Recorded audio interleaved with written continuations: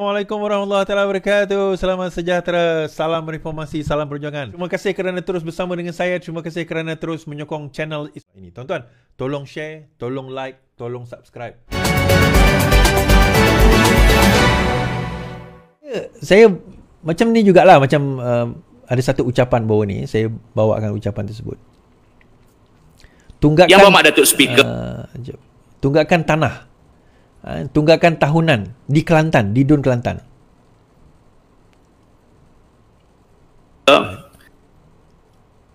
Saya besarkan sikit. Okey.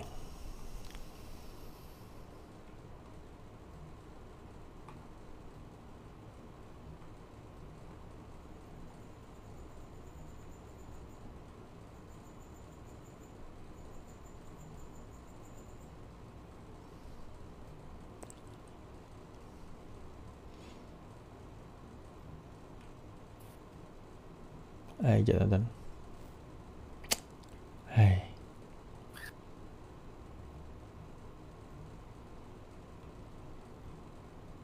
Perhatian Dewan Yang Mulia ini berkenaan dengan Ladang Rakyat Kelantan.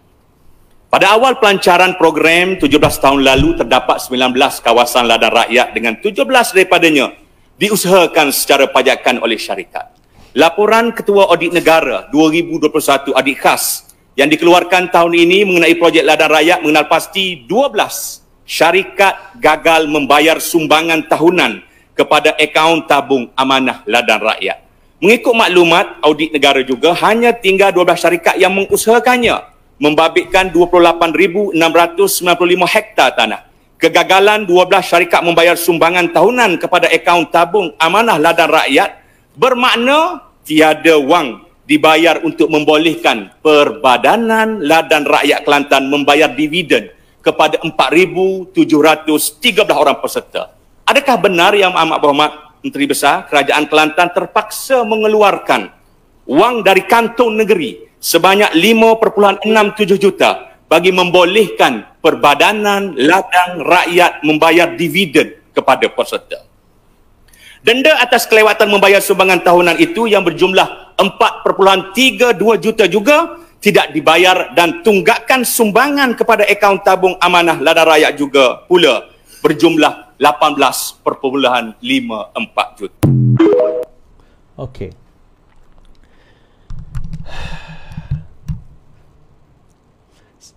Kadang-kadang menjadi satu persoalan yang menarik, tuan-tuan, kan?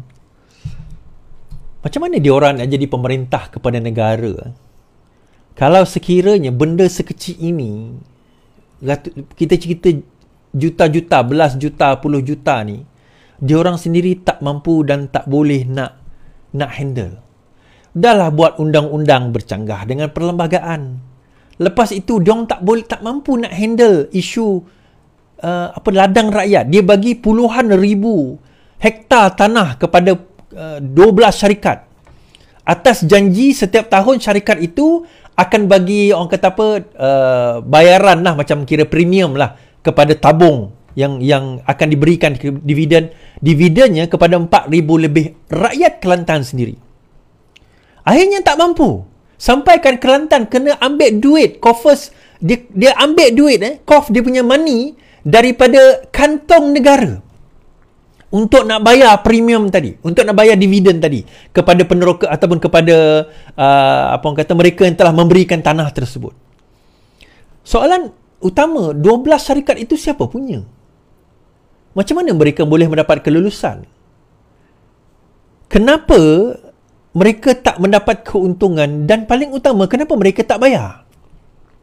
Dan yang lebih utama, setelah bertahun-tahun lamanya, kenapa mereka masih ada di situ enjoying keuntungan daripada tanaman-tanaman mereka, and yet kerajaan negeri tak ambil tindakan walaupun dengan denda tadi 4 juta denda pun mereka tak bayar, and yet kerajaan negeri tak berani buat apa-apa.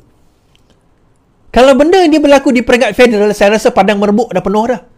Tadi kita cerita tentang Felda tadi. Oh, terus tuduh kerajaan Madani gagal. Yang ini kerajaan PAS gagal tak tuan? Kerajaan Kelantan gagal tak tuan? Kalau yang ini gagal, so persoalan kita bagaimana dia nak memerintah negara? Macam mana mereka nak ada kebolehan nak perintah negara tuan-tuan? Di peringkat negeri mereka pun gagal. Air Kedah bermasalah. Buat loji, 4 loji semua masalah. Bagi alasan sebab harga barang mahal, sebab COVID. Loji yang sama dibuat tahun yang sama dekat Johor dah siap. Dah siap, tapi di Kedah tak buat, tak berjaya. So hari ini Madani cerita tentang Hadi cerita tentang pencen. Dia cerita. Dia nak jadi champion kepada rakyat ni lah tuan-tuan. Langkah hapus pencen tak madani, kata Hadi. Abdul Hadi mengkritik Putrajaya yang menggunakan slogan madani namun pada masa yang sama merancang untuk menghapuskan sistem pencen anggota penjawat awam. Menurut Ahli Parlimen Marang itu, penghapusan pencen adalah bertentangan dengan Islam yang dibawa oleh Nabi Muhammad. Semua dia nak jual dengan Islam tuan-tuan. Semua cerita dia nak palit dengan Islam. Pencen pun dia nak palit dengan Islam tuan-tuan. So saya nak tanya dia, kalau saya kat dalam dewan tu nantilah, saya nak tanya dia, kajian impak yang dilakukan. So dia boleh tanyalah, tapi kalau saya tanya soalan ini. Kajian impak pelbagai aspek termasuk masuk pencen penjawat. Okey. Cadangan pemansuhan skim pencen dan ditukar kepada KWSP antara lain bermatlamat mengurangkan beban pembelanjaan kerajaan. Ia berikutan unjuran kerajaan bagi tujuan pembayaran pencen saja dijangka meningkat sehingga 120 bilion pada tahun 2040, 6 tahun akan datang. Untuk makluman Tuan Guru Haji Hadi, pencen sekarang ini kerajaan tanggung setiap tahun 30 bilion. Pada tahun 2040, pencen akan meningkat sehingga 120 bilion kalau kita teruskan sebagaimana yang kita ada sekarang ini. Maksudnya kita ada skim lain yang kita perkenalkan. Kita teruskan, kita unjurkan by 2040 kerajaan akan bayar 120 bilion pencen saja. Now, kita kena faham bajet negara kita berapa tuan-tuan? Bajet negara kita 400 bilion. 1/4 bayar pencen saja. Habis yang lain tu bagaimana? Pembangunan bagaimana? Emolumen, kita nak bayar sewa, kita nak invest dan sebagainya, itu bagaimana? So kita mula kena cari alternatif, dan alternatifnya adalah KWSP. Soalan kita, kalau Hadi memerintah, dia nak teruskan juga pencen, bagaimana dia nak membayar 120 bilion tersebut daripada kantong duit negara? Kenapa 120 bilion saya kata bahawa pertama, jangka usia rakyat kita dah makin panjang. Saya dah ulang benda ni banyak kali, dah makin panjang. Kedua, jumlah gaji dulu tahun 80-an, gaji dia 800, 700, paling tinggi pun macam bapak saya 1000 lebih, tinggi-tinggi pun 2000, itu yang bawah-bawah. Sekarang ini yang peringkat bawah pun paling kurang 2500. 1500, 2500. Ujung itu baru starting. Yang ujung dia nanti mungkin 2000, 3000, mungkin 4000. So, jumlah itu berbeza pada mula-mula pencen ini diperkenalkan. Jangka hayat yang panjang, jumlah gaji. So, pada tahun 2040, ini bukan kajian, bukan Fahmi Fazil yang cakap, bukan Anwar Ibrahim yang cakap. Ini unjuran kerajaan. Kerajaan kena bayar 120 bilion dan unjuran ini bukan dibuat oleh kerajaan ini. Unjuran ini dah disebut oleh kerajaan sebelum ini. Dah tahu dah, benda ni memang kita dah tahu. So persoalan dia, Hadi nak selesai macam mana soalan itu? Kalau saya kat dalam dewan tu, saya tanya, Marang, kita nak tanyalah, kalau tak nak masukkan pencen, pada 2040 kerajaan kena menanggung 120 bilion sahaja membayar gaji, membayar pencen. So bagaimana kita nak menyelesaikan masalah ini? Pinjam lagi dengan hutang kita 1.5 trilion. Itu baru 2040. Ini bayaran setiap tahun, tuan-tuan. 2040, 120 bilion. Dia akan, jumlah itu akan bertambah.